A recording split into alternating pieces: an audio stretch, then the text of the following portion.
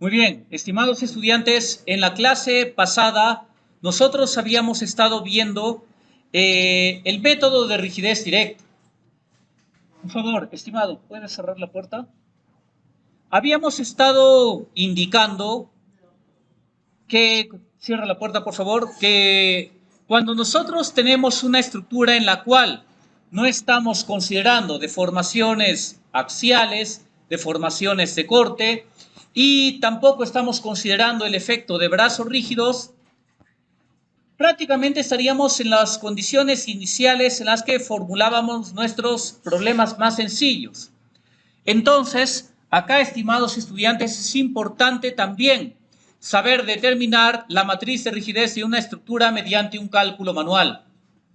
De tal forma que, acá si nosotros consideramos que los elementos no se deforman axialmente, tendríamos un total de 6 grados de libertad estáticos, como se puede observar en este apartado.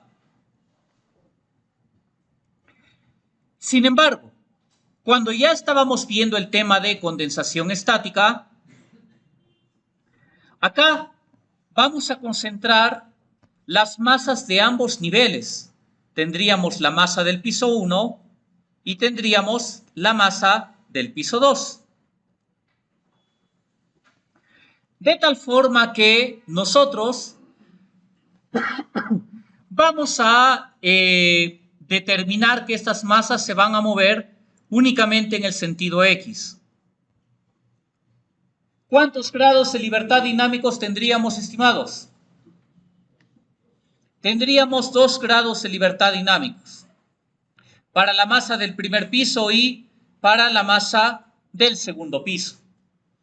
Entonces, les había explicado que para efectos de la condensación estática lo que tenemos que realizar es enumerar nuestros grados de libertad estáticos comenzando por aquellos que sean equivalentes a los dinámicos. En este caso, los grados de libertad horizontales específicamente del piso 1 y del piso 2. Esto lo tenemos que igualar o, dicho de otro modo, tratar de forma equivalente para que podamos aplicar esa técnica que les expliqué mediante la generalización del método de la condensación estática. Por lo tanto, nuestro objetivo va a ser que de los 6 grados de libertad estáticos condensemos solamente a los grados de libertad horizontales. Esto lo hemos visto en las clases pasadas. Entonces, acá vemos que la matriz de rigidez va a tener que ser de 6 por 6, de acuerdo pues a la cantidad de grados de libertad estáticos que tenemos. Estimados estudiantes, a continuación lo que vamos a hacer es determinar por método de rigidez directo cuál es la matriz de rigidez completa de la estructura. Básicamente, recuerden que en los apuntes de la semana 4, cuando estábamos recién tratando nuestro método de rigidez, tenemos que utilizar prácticamente estos dos casos a modo de formulario ya. Ya habíamos indicado, para el caso en el que tengamos un desplazamiento en el sentido del cortante y para el caso en el que determinemos un giro de un nudo que, por ejemplo, esté empotrado. Y nosotros, precisamente, para efectos del cálculo de la matriz de rigidez, hemos indicado que vamos a trabajar con cada nudo suponiendo que está empotrado. ¿Bien? Entonces, estimados estudiantes, así como en el método de rigidez directo que hicimos al inicio, habíamos supuesto que cada eje local tiene un desplazamiento unitario, ahora cada grado de libertad va a tener un desplazamiento unitario.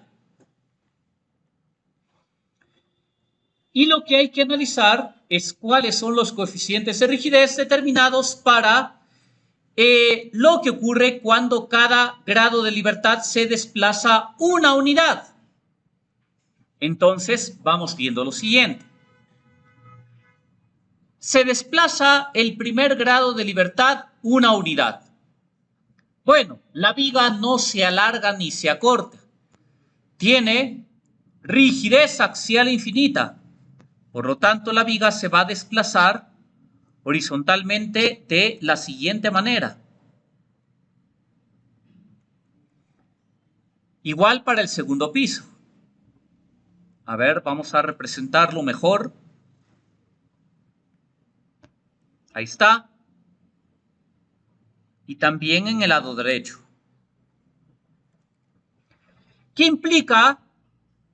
Que estos nudos se han desplazado horizontalmente una unidad. Y esto va a generar coeficientes de rigidez en estos elementos que se han deformado. Acá se han deformado netamente las columnas. Por lo tanto, desplazamiento en sentido de cortante. ¿Cuál formulario tenemos que utilizar? ¿Caso 2 o caso 3? El caso 2. Muy bien.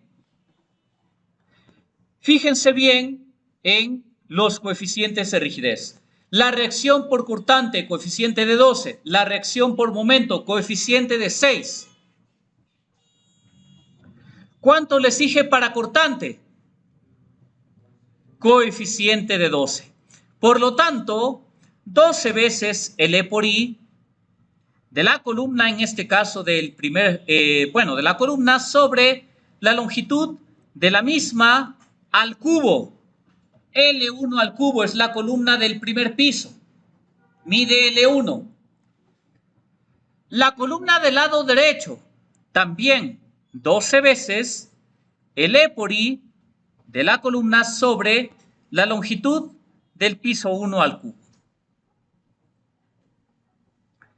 Las columnas del segundo nivel también se han deformado.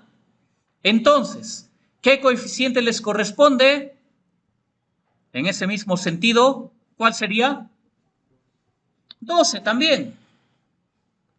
12 veces el E por I de la columna sobre, ahora es la longitud del piso 2, elevada al cubo.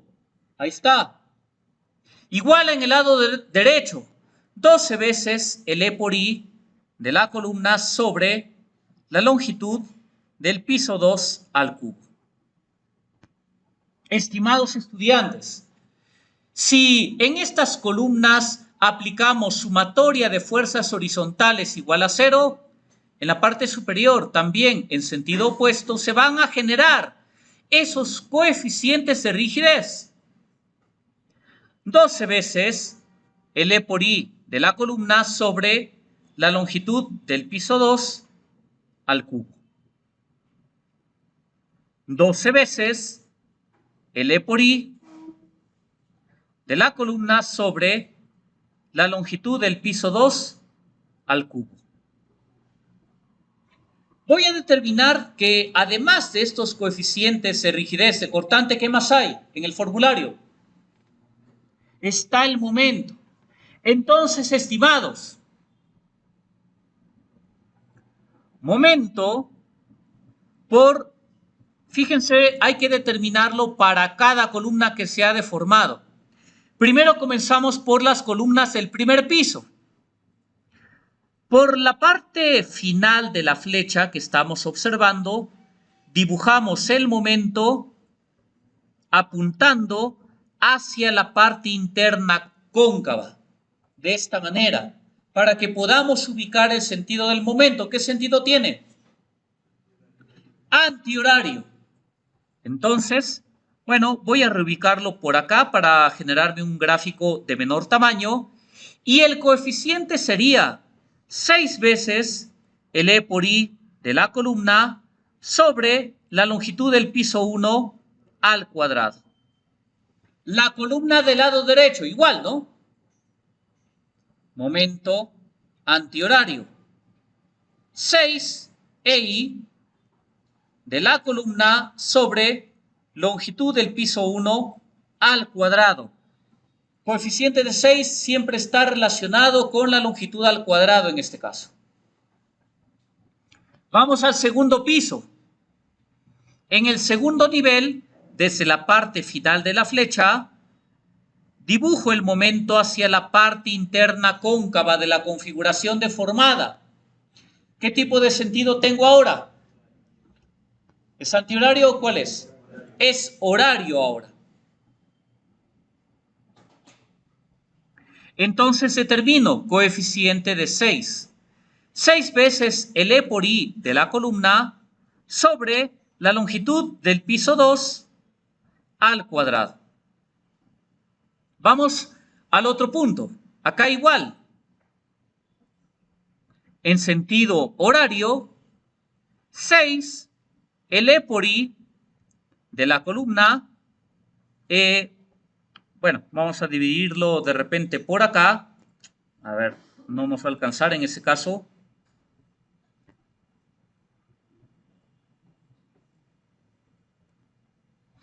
Vamos a reescribirlo de repente por este apartado. Tendría 6 veces el E por I de la columna sobre la longitud del piso 2 al cuadrado. Estimados estudiantes, en la parte inferior, en este caso, yo también tendría que tener el mismo coeficiente de rigidez de cortante aplicando una sumatoria de fuerzas horizontales hacia el lado izquierdo. ¿Por qué no lo voy a considerar? ¿Tengo grados de libertad en la base? No tenemos, la base está empotrada. Por lo tanto, ya no considero coeficientes de rigidez que no estén asociados a los grados de libertad estáticos. Por lo tanto, el momento tampoco lo voy a considerar en la parte inferior porque la base está empotrada. Ya no lo consideramos ahí. Lo que sí determinamos es por la parte superior para las columnas del segundo piso. Entonces, si mis momentos han sido horarios, ahí está, en las columnas del segundo piso, los momentos por la parte inferior han sido horarios. En la parte superior también van a ser horarios. Coeficiente de 6. 6 veces el E por I de la columna sobre la longitud del piso 2 al cuadrado. Y en el otro extremo también tendríamos 6 veces el E por I de la columna sobre la longitud del piso 2 al cuadrado. Ahí lo tenemos. Vamos a ver si no nos falta otro coeficiente más. En efecto, me parece que estaría todo completo. También en las diapositivas, acá se encuentra el mismo esquema ya un poco más ordenado. Recuerden ustedes, todo lo que les he adjuntado está en el aula virtual, ¿bien? Entonces, a ver, vamos a hacer un comparativo respecto a los coeficientes. Ahí me parece que están completos. Vamos por la parte superior. En efecto, estarían completos todos los coeficientes de rigidez.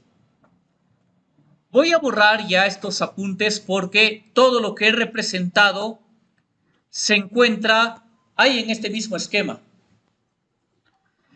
Procedo a ubicar ahora los grados de libertad estáticos. Mi grado de libertad 1, el 2, el 3, el 4, por la parte superior el 5 y el sexto. ¿Qué hay que hacer ahora? Estos coeficientes de rigidez hay que acumularlos según los grados de libertad. Estimados, para el grado de libertad 1, que es un desplazamiento horizontal, ¿qué coeficientes de rigidez mantienen ese sentido de vector horizontal? En el primer piso, lógicamente. ¿Cuáles? 12 E por I sobre L1 al cubo. ¿Cuántas veces se repite? Se repite 2 veces. Lo sumamos. ¿Cuánto sale en total? 24 E por I sobre L1 al cubo. Pero también tenemos las bases de las columnas del segundo piso. ¿Cuánto?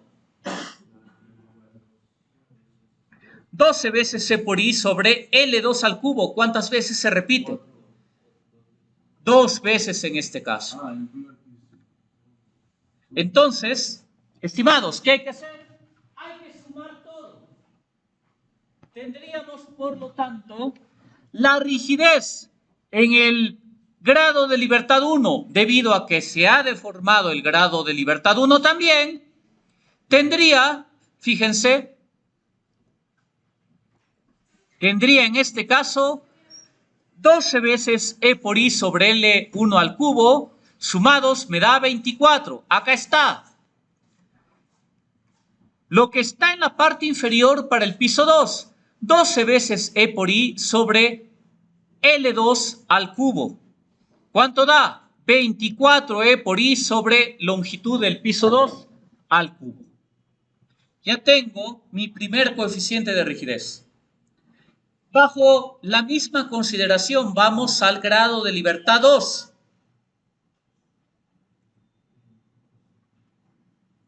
A ver, ¿cuál sería? Por ahí lo dijeron. Menos 12 E por I sobre L2 al cubo. ¿Cuántas veces?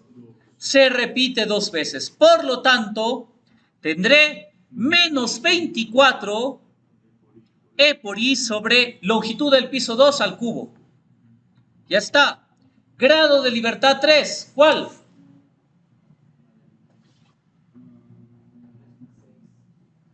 Hay que fijarse en qué cosa, en el sentido de los momentos.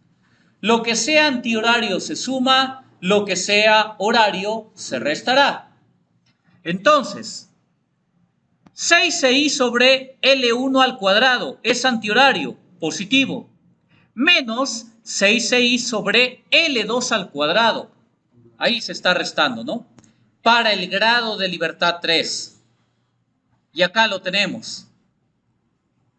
6i sobre L1 al cuadrado menos 6i sobre L2 al cuadrado. Rigidez en el grado de libertad 3 debido a que se ha deformado el primero. Vamos al grado de libertad número 4. ¿Cuál es? Es prácticamente igual, ¿no? 6i sobre L1 al cuadrado menos 6i sobre L2 al cuadrado. Acá lo tenemos. Grado de libertad 5. 6i sobre L2 al cuadrado con signo negativo. Excelente. Porque en este caso el coeficiente fue horario. Al 6. Igual. Menos 6i sobre L2 al cuadrado. Tenemos ya la primera columna de nuestra matriz de rigidez determinada. Vamos ahora a la segunda columna de la matriz de rigidez. ¿Qué es lo que pasa? Que el grado de libertad 2 se tendría que haber desplazado una unidad. Entonces, primero vamos a representarlo manualmente para que se repase correctamente cómo salen los coeficientes de rigidez. Primero, desplazamiento unitario en el grado de libertad 2. Si todos los nudos están empotrados, la estructura se deforma de la siguiente manera.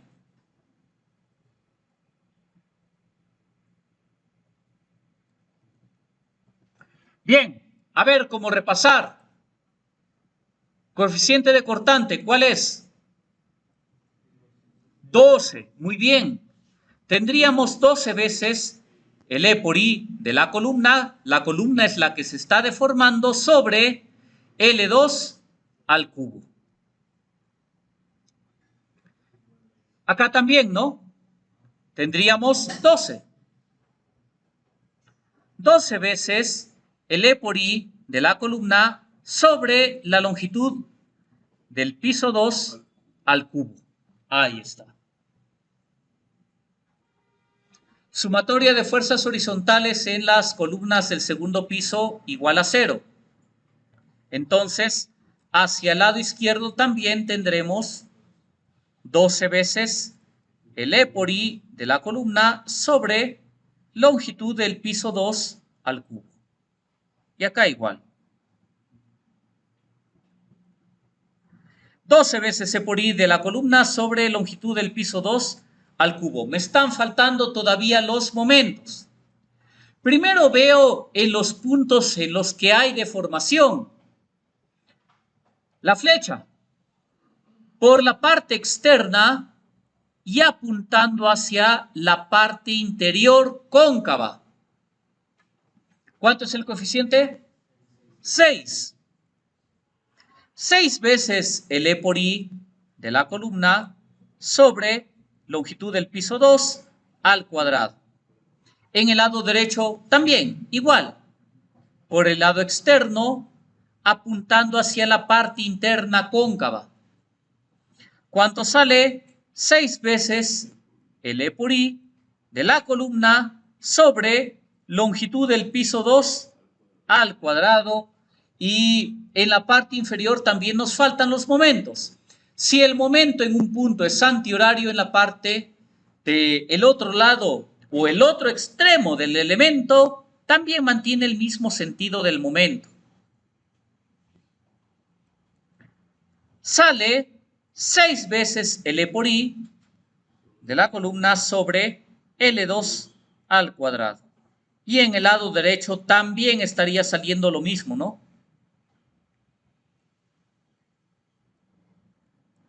Ahí está. Vamos a ver si no nos falta nada.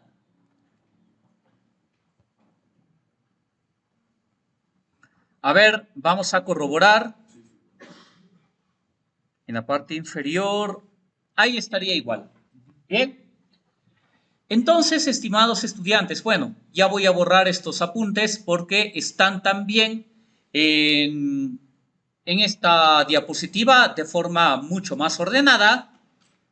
Primero, enfoco cuáles son los grados de libertad estáticos, para que en función de ello pueda acumular los coeficientes de rigidez en cada grado de libertad estático. Tenemos el 1, el 2, el 3, 4, 5 y 6. Para el 1, ¿cuál?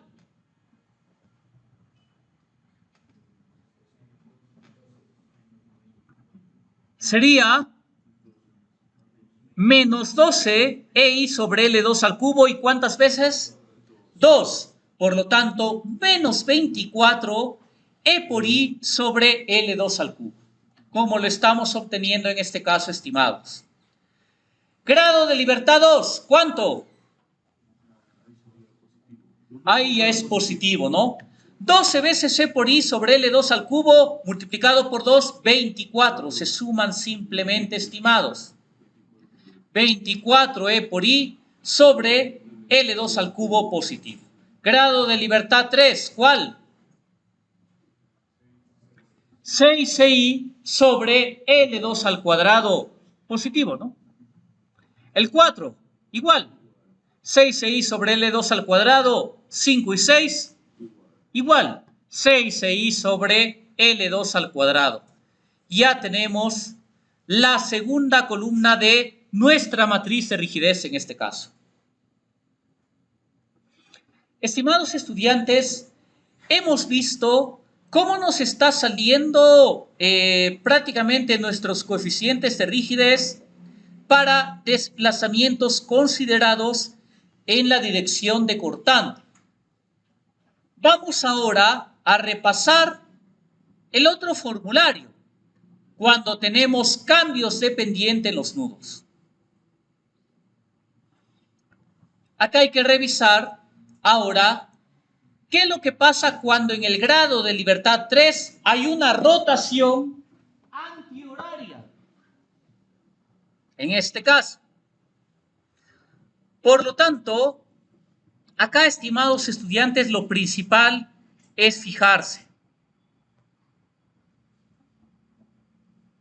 Voy a considerar el nudo de esta forma. ¿Y qué es lo que me están indicando para este tipo de nudo? Que va a rotar en sentido antihorario. En este sentido. Entonces, el pequeño tramo de columna que está de forma vertical va a pasar a rotar de esta manera antihoraria. ¿Qué implica? Que la columna del primer piso va a tener la siguiente configuración deformada.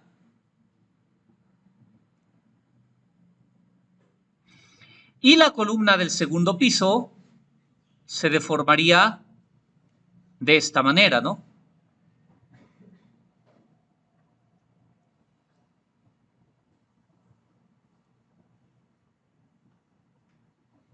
Vamos a arreglar un poco el gráfico para que sobre todo se entienda. ¿Qué habría pasado con la viga? Sale perpendicular prácticamente a esta tangente que fue representada para la deformación de las columnas y quedaría de esta forma. Bien, estimados estudiantes, primero veamos cómo se deformó la estructura y después vemos coeficientes de rigidez. Si no tenemos correctamente cómo se ha deformado la estructura, vamos a ver, ahí está para la tercera columna de la matriz de rigidez, está que concuerda todo. Si no tenemos esto correctamente definido, los coeficientes de rigidez no nos van a salir correctamente. Entonces, ahora nosotros estamos trabajando con el giro de un nudo empotrado. Recuerden, todos los nudos lo estamos suponiendo empotrados y obligados a rotar. ¿Cuál formulario? ¿El primero o el segundo? Tiene que ser el segundo, obligatoriamente. Coeficiente de cortante 6i cuadrado, coeficiente de rotación 4i sobre L. Recuerden que aplicábamos factor de Hardy-Cross a la mitad, ¿bien? En este caso. Entonces, para la columna del primer piso, ¿cuánto era? 6, excelente. 6 veces el E por I de la columna sobre longitud del piso 1 al cuadrado. Estimados, verticalmente en la viga también voy a tener un coeficiente. ¿Tengo algún grado de libertad vertical o no lo tenemos? ¿Qué opinan? No lo tenemos. Ya no considero ese coeficiente de rigidez. Solamente me voy a concentrar en los coeficientes de rigidez que pueda asociar a los grados de libertad. Pero la columna del segundo piso, esa sí tiene. En este caso sería 6 veces el E por I de la columna del piso 2 sobre L2 al cuadrado. Estoy viendo el coeficiente de rigidez para la columna deformada del segundo piso. Estimados, los coeficientes de momento van a ser acá todos iguales. Si el giro ha sido antihorario, los coeficientes de momento, ¿qué sentido tendrán? También antihorarios. Si la rotación fue antihoraria, todos los momentos estimados acá van a ser antihorarios. ¿Y cuánto tendría? Coeficiente de rigidez de Hardy-Cross 4 E por I de la columna sobre la longitud del piso 1. El coeficiente de 4 no obliga a que la longitud se eleve a algún exponente. Queda con exponente de 1. La viga. La viga sí aporta con coeficiente de rigidez de momento. Analizo, se ha deformado la viga.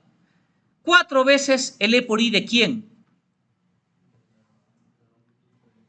Ahí corresponde el E por I de la viga.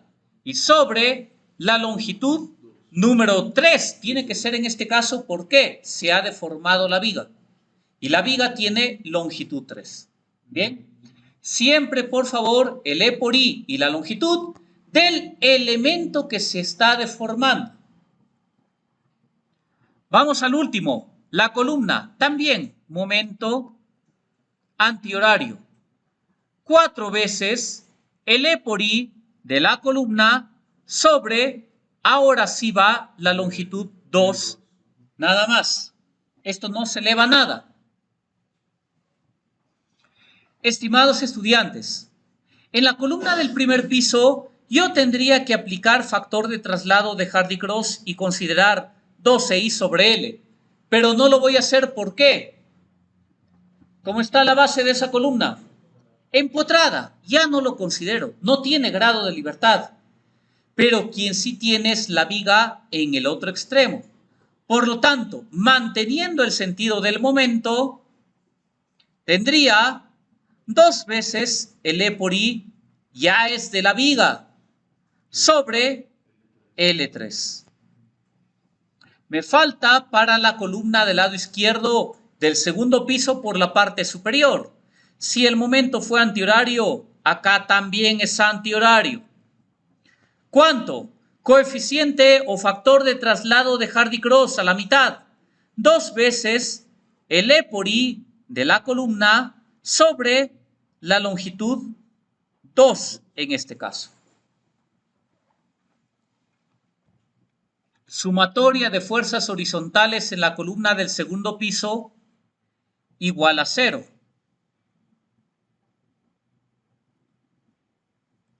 También tengo 6 E por I, columna sobre L2. En este caso el exponente es al cuadrado para coeficiente de 6. A ver, vamos a verificar, me parece que ya no está faltando nada. Vamos a ver.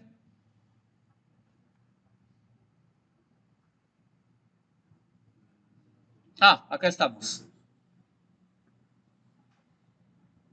Ahí tenemos 3 momentos de 4, a la derecha de 6, a la izquierda en el segundo piso.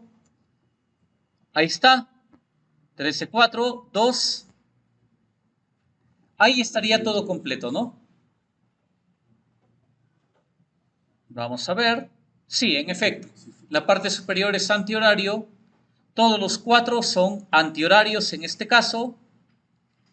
El 2 también es antihorario. Y 6 en el primer piso, lado derecho, 6 segundo piso, lado izquierdo.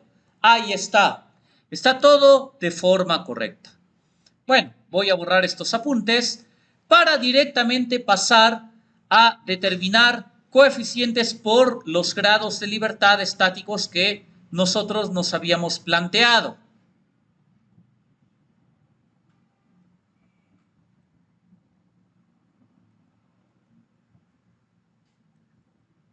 Grado estático 1, el 2, el 3, el 4, 5 y 6. Grado de libertad 1, ¿cuál, estimados?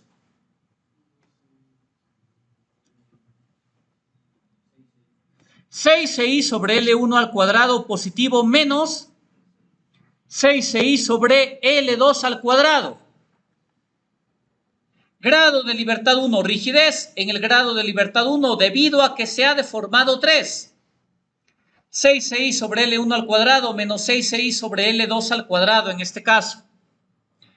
Grado de libertad 2, ¿cuál? 6i sobre L2 al cuadrado. Excelente. Grado de libertad 3, ahí hay un montón. 4i sobre L1, 4i sobre L2 y 4i sobre L3. Todos están siendo antihorarios en este caso. Se suman todos. Excelente. Ahí está. 4i sobre L1 sobre L2 y más sobre L3. Grado de libertad 4, ¿cuál? 2i sobre L3. 5. 12i sobre L2 en este caso. Ahora en el 6. En el 6 no hay nada. Cuando no hay nada, se completa con 0. Bien. Tenemos ya para la cuarta columna, para la tercera columna de la matriz de rigidez. Estimados, pasemos ahora a la cuarta.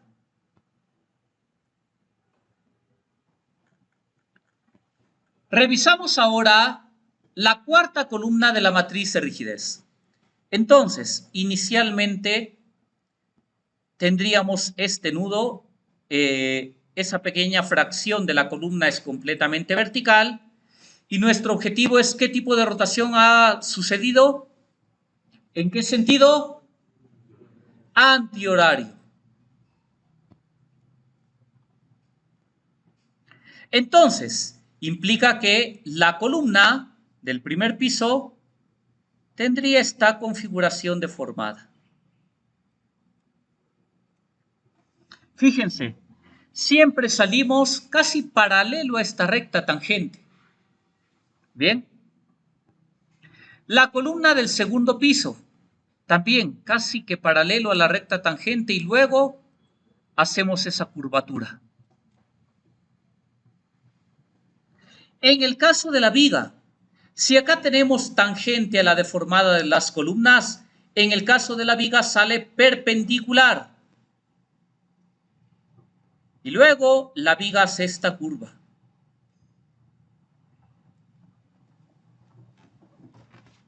El objetivo es que el giro haya sido antihorario. En este caso, como lo estamos observando ahí.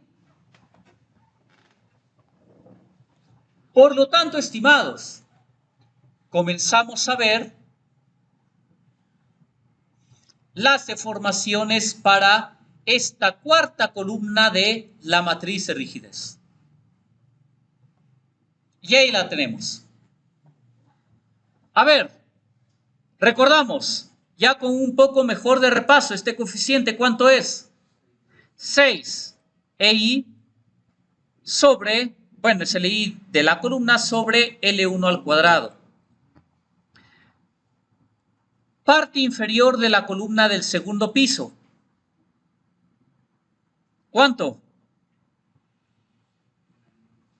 También es 6i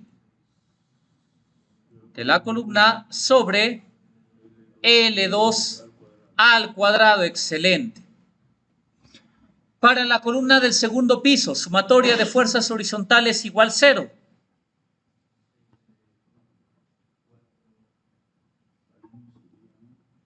Cuando ese cortante es 6. 6i sobre, el de I de la columna sobre L2 al cuadrado. Vamos ahora por los momentos. Si el giro fue antihorario, ¿los momentos qué sentido tenían? También son antihorarios. Ahí está, mismo sentido. ¿Qué coeficiente? Ahí es el de 4. 4i de columna sobre L1. En la parte inferior también en sentido antihorario tendría 12i sobre L1, pero no lo considero. ¿Por qué? Está empotrado, no tenemos grados de libertad. Para la columna del segundo piso, acá sí hay. Tendríamos 4 veces el E por I de la columna sobre ahora L2. Para la viga también, momento antihorario. 4i, pero ¿de quién sería? De la viga y sobre L3, excelente. Muy bien. Al otro extremo de la viga, factor de traslado de Hardy-Cross. 2 veces el E por I de la viga que se está deformando sobre L3. En la parte superior de la columna, también momento en sentido antihorario. Tendría 2 veces el E por I de la columna sobre L2.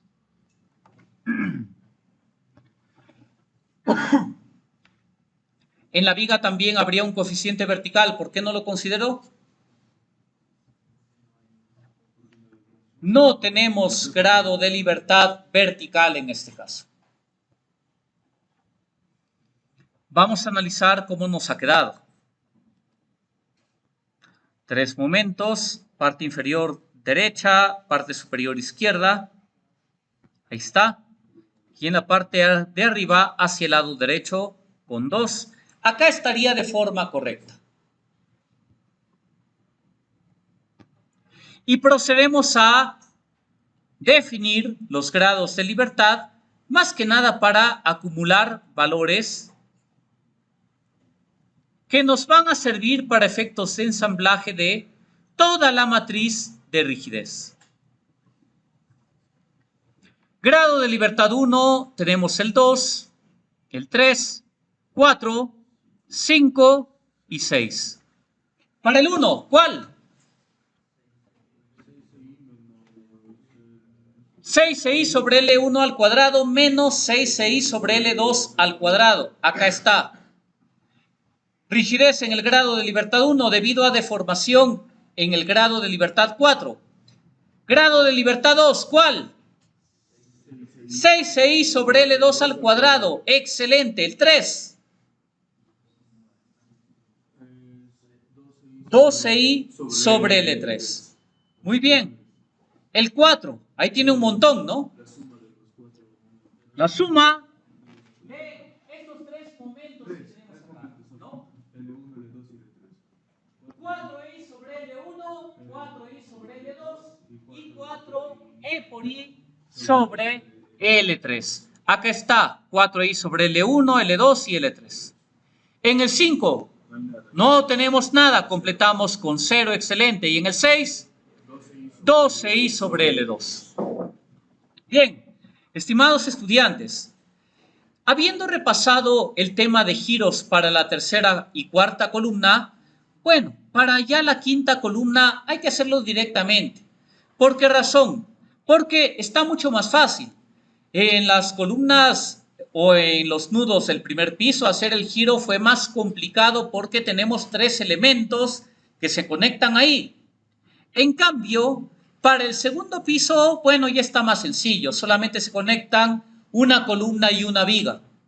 En ese caso. Entonces, primero ubico mis grados de libertad. Nuevamente, por favor, no se olviden. El primer paso de todo es dibujar la configuración deformada. Sin la configuración deformada no se hace nada.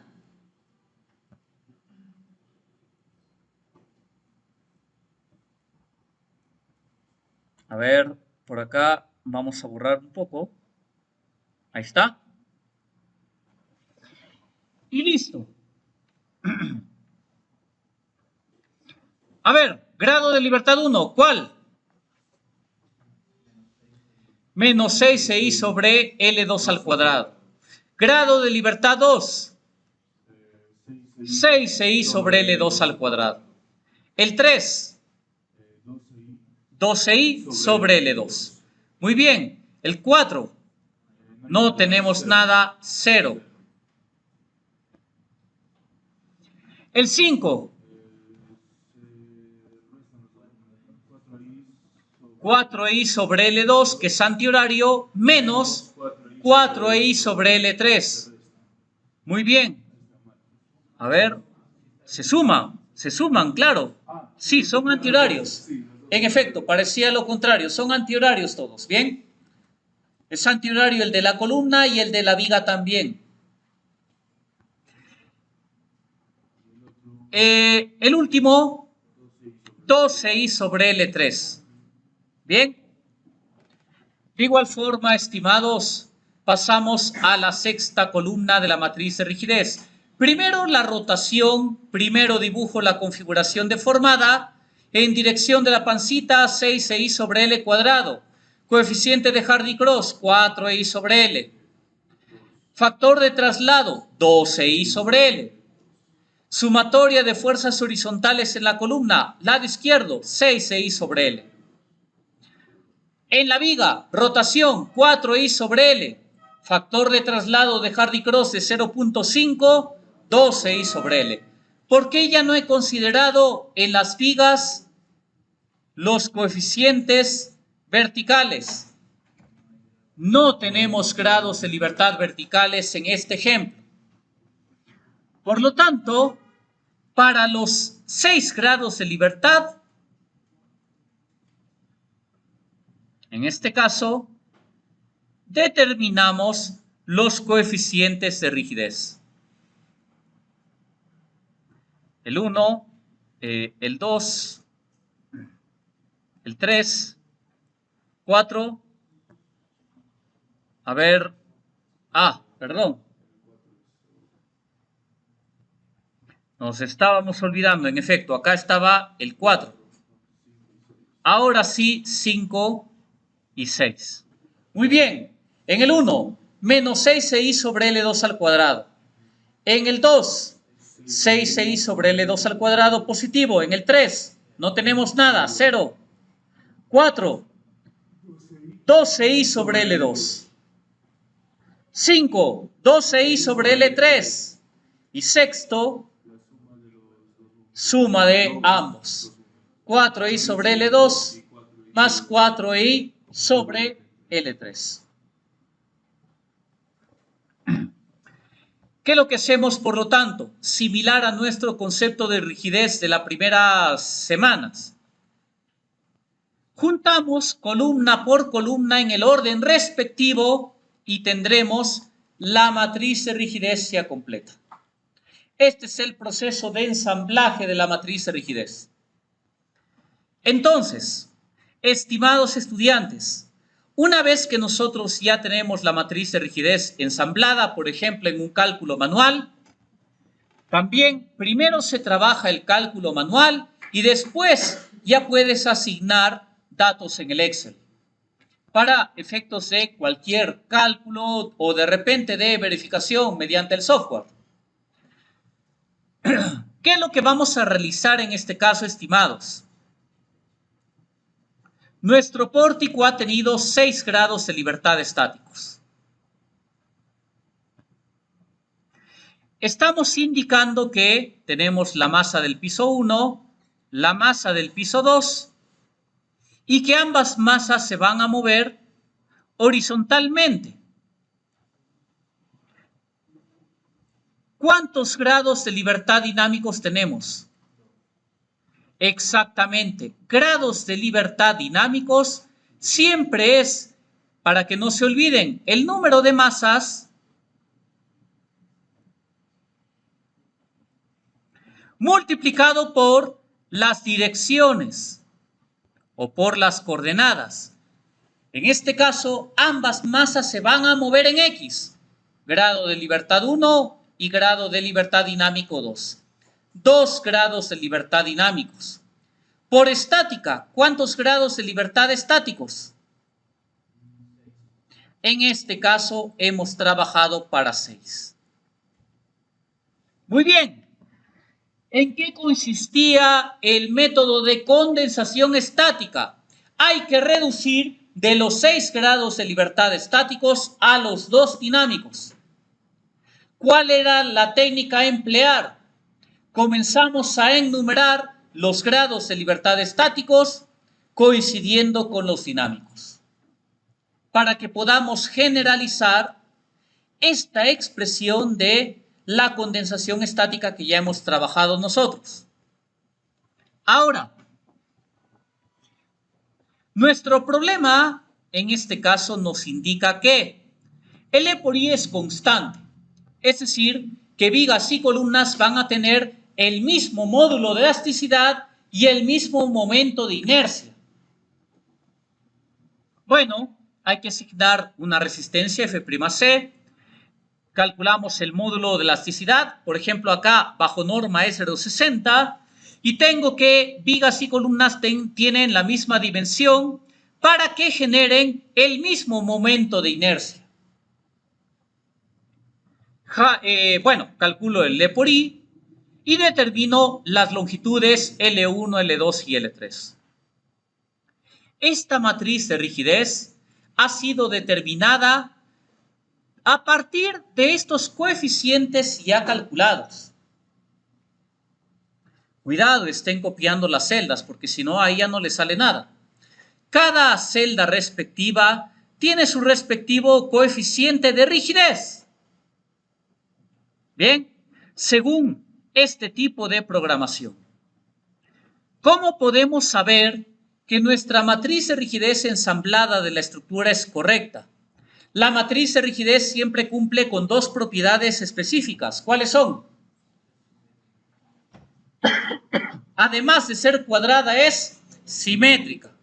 ¿Qué implica? Que esta fila se transpone en esa columna. Y es igual. Ahí está. Son los mismos coeficientes. Esta fila en esa columna, 6.521,12. Acá, igual, son transpuestos los valores. Igual acá. Todos los valores adjuntos a la diagonal principal son valores transpuestos, propiedad de simetría en una matriz cuadrada. Entonces, estimados estudiantes, acá muy sencillo. Generalicemos ahora lo que nosotros conocemos, en este caso de la condensación estática para sistemas determinados como sistemas de varios grados de libertad dinámicos. Cuando tenemos grados de libertad dinámicos desde 2 en adelante, se conoce como sistemas de varios grados de libertad dinámicos. Acá es facilísimo. A ver, estimados, cuando yo tenía 6 grados de libertad estáticos, mi matriz de rigidez de cuánto por cuánto fue. De 6 por 6. Tengo ahora 2 grados de libertad dinámicos. ¿De cuánto será la matriz de rigidez condensada? De 2 por 2. Exactamente de forma analógica. Si voy a condensar a 2 grados de libertad, entonces la rigidez condensada será de 2 por 2. ¿Qué indicamos? Hacemos una comparativa similar a la clase pasada. Como voy a condensar a 2 grados de libertad, estimados, esto ahora va a ser de forma equivalente a mi K11. La matriz horizontal adjunta a K11, que es, en este caso, el K11 me representa la cantidad de grados de libertad a los cuales voy a condensar lo que se encuentra al lado de K11, K12 y K13. La matriz azul, K22, K23, K32 y K33. Debajo de K11 tendríamos K21 y K31. Sencillísimo. La misma operación hay que aplicarlo, pero de forma equivalente. Por lo tanto, ¿de cuánto por cuánto va a ser mi matriz condensada? ¿De cuánto por cuánto les dije? Acá, de 2 por 2. Entonces, selecciono 2 por 2 celdas. M-mult, multiplicación de matrices. Me falta la T, ahí está. Primero es K11. A ver, selecciono 2 por 2 celdas y digo, primero K11 menos, ahora sí, M-mult, multiplicación de matrices. La matriz horizontal que se encuentra junto a K11 multiplicada por punto y coma, en este caso M inversa. ¿A quién le voy a sacar la inversa? A la matriz de color azul. Cierro paréntesis.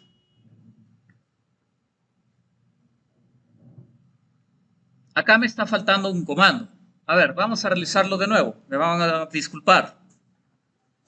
Primero, K11 menos mmult.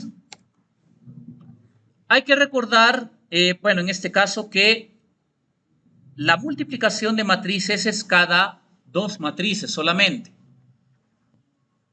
Punto y coma, me faltaba mmult nuevamente. ¿Por qué? Porque ahora tengo que multiplicar la inversa de la matriz azul por la matriz que está debajo de K11. Entonces, primero, M inversa de la matriz de color azul, multiplicada a su vez por la matriz naranja que nos está quedando. ¿Cómo finalizamos comandos de matrices? Control-Shift-Enter. Ya tenemos la rigidez condensada, en este caso de nuestra estructura, para los 2 grados de libertad dinámicos. Y acá está. Bueno, acá tenemos la misma operación. Bien, ahí lo tenemos. ¿Cómo comprobamos que se trata de la matriz de rigidez lateral o la matriz de rigidez condensada? Concepto de rigidez lateral. Si yo tengo un vector de fuerzas horizontales, como lo pueden ser, ¿qué tipo de fuerzas pueden ser horizontales? Por ejemplo, una fuerza sísmica. Y en este caso, la aplicación la vamos a utilizar directamente a fuerzas sísmicas. ¿Qué me dice? Que esto va a ser igual a la rigidez condensada multiplicada por el vector de desplazamiento laterales. Los desplazamientos laterales en este caso van a ser iguales al desplazamiento horizontal en el grado de libertad 1 y en el grado de libertad número 2. Bien. No se olviden, por favor, fuerza igual a rigidez por desplazamiento. Entonces, si nosotros hubiéramos resuelto el problema de forma convencional, bueno, teniendo en cuenta que el vector de fuerzas sísmicas es en este caso un vector de fuerza nominal. No tenemos en este caso vector de sumatoria de fuerza de elementos. Por lo tanto, la fuerza de 4 está aplicada en el grado de libertad 1 y la fuerza de 7 en el grado de libertad 2. Si resolvemos para las 6 coordenadas de los grados de libertad estáticos, tendríamos nuestro vector de desplazamientos. ¿Qué vamos a comprobar? Que los desplazamientos horizontales también pueden ser obtenidos de la siguiente manera. A partir de la rigidez lateral y también del sistema de cargas laterales. Entonces, si yo quiero hallar solamente los desplazamientos laterales, diría cálculo de desplazamientos, mmult, multiplicación de matrices, M inversa, la inversa de la rigidez lateral ahora, multiplicada por el vector de fuerzas aplicadas horizontales. Control-Shift-Enter. Tenemos que, en efecto, estos desplazamientos horizontales son iguales a los obtenidos por el análisis completamente convencional. Son los mismos desplazamientos. Al ser desplazamientos horizontales, ¿en qué unidades están? En metros. Todos los cambios de pendiente que figurarían acá, ¿en qué están? Radianes. Muy bien. Desplazamientos laterales van a estar en metros. Acá vamos a aplicar otro concepto ya que sirve para ingeniería sismo resistente. Como hemos calculado los desplazamientos horizontales de la estructura, estimados estudiantes, ¿qué me dice la normativa? Yo tengo que controlar lo que se conoce como derivas en un proyecto. ¿Cuáles son las derivas? Son distorsiones angulares entre piso. Les voy a explicar este tipo de concepto. A ver, acá tenemos que controlar los desplazamientos Les he adjuntado la norma de 030. Está, bueno, todo lo que les enseño está ahí en el material del curso. Está en la semana 13. Entonces, ¿qué me dice el artículo 31 de la norma 030? Cuando mi estructura sea regular, voy a multiplicar los desplazamientos por 0.75 R. ¿Qué era el R? Era el factor de reducción de fuerzas sísmicas. A ver, hay que recordar aspectos, estimados estudiantes, sí, de estructuras y cargas. Y acá, por favor, todo esto lo vamos a estar avanzando de forma acumulada. Ustedes han aprendido esto. Cortante igual a sux sobre R por el peso sísmico. ¿Qué era el R? Es un factor de disminución o de reducción de fuerza sísmica. ¿En función de qué se determina el factor R? El factor R es un factor de ductilidad determinado a partir del sistema estructural resistente. Esto sí lo hemos visto. Estimados estudiantes, en estructuras de concreto armado ya les he enseñado a clasificar cuando una estructura es de pórtico, cuando es dual, cuando es de muro estructural. ¿De qué depende? De la cantidad o del porcentaje de cortante basal que absorbe cada tipo de elemento estructural. Pregunta, ¿acá tenemos placas? No, solamente que tenemos columnas. ¿Cuál es el sistema estructural resistente en concreto armado? Es de pórticos. Por lo tanto, el coeficiente R básico es de 8. ¿Qué es lo que se realiza? Ese coeficiente de reducción básico se lo multiplica por factores de irregularidad, tanto en altura y en planta. Estimados estudiantes, esos factores de irregularidad todavía no los vamos a tratar aquí. Les recomiendo que lo lean.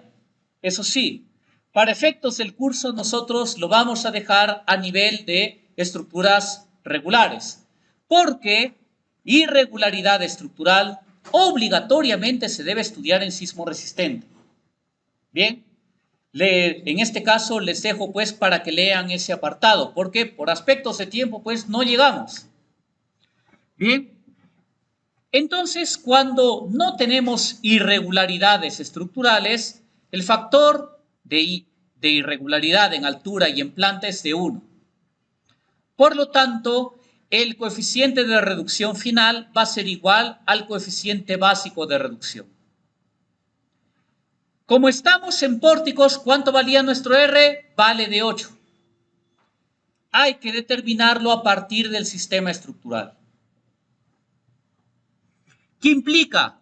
Que los desplazamientos obtenidos, que tanto me habla mi artículo 31, hay que multiplicarlo por 0.75 y por ¿cuánto es el R? En este caso es de 8. El R, por favor, recuerden que se calcula, ¿bien? Se determina si el sistema fue aporticado, si fue dual, si fue también de muro estructural. En función de eso se determina. Acá es de 8 porque estamos trabajando netamente con pórtico. Lo siguiente es determinar esto. Estimados estudiantes, esto se conoce como distorsión angular de entrepiso. Voy a explicarles enseguida qué es una distorsión angular de entrepiso. Si yo en este caso aplico estas fuerzas sísmicas que están reducidas, han sido determinadas, divididas entre R. Si se aplican a la estructura, bueno, la estructura se va a deformar de la siguiente manera, se va a deformar en los 6 grados de libertad estáticos, ¿no? Estoy lógicamente exagerando un poco, o bueno, bastante el desplazamiento horizontal para que se pueda entender algo. A ver, acá ya hemos exagerado mucho. Tengo que considerar que ambos desplazamientos horizontales son iguales o bueno, lo más igual que pueda, porque la viga no se deformó axialmente.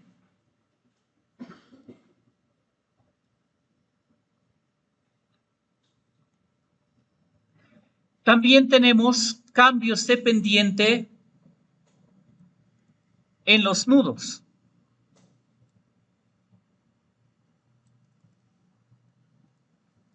Entonces, nuestra configuración deformada quedaría de esta manera.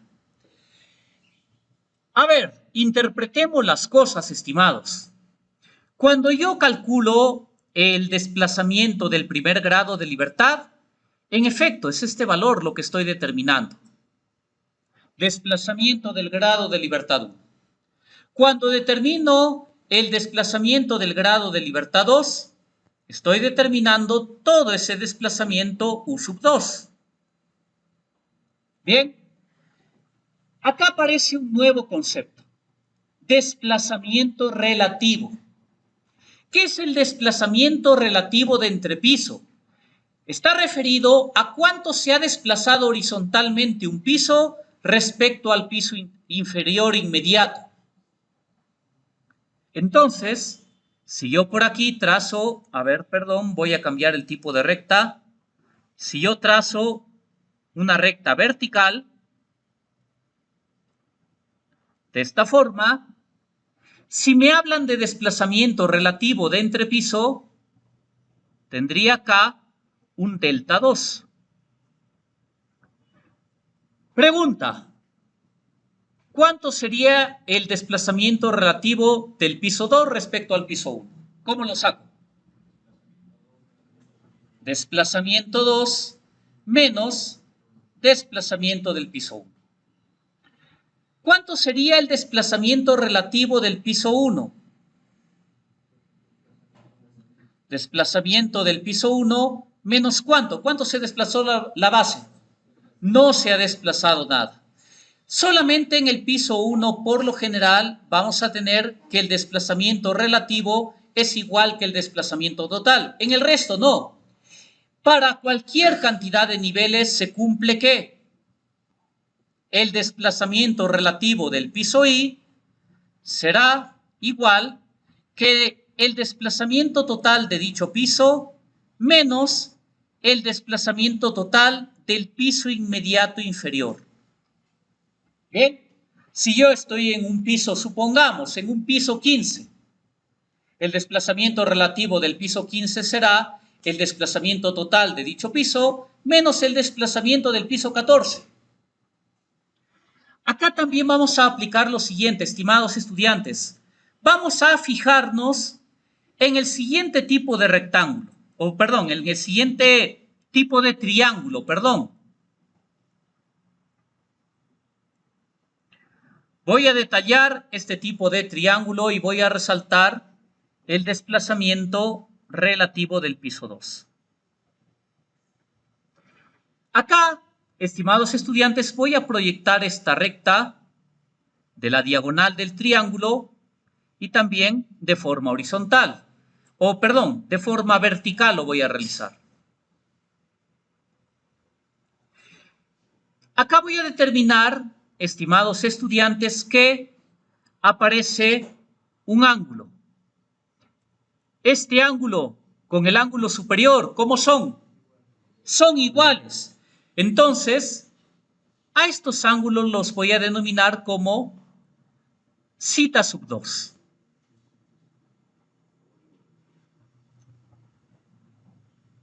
Ahora, a ver, estimados, la tangente de θ sub 2, ¿a qué será igual?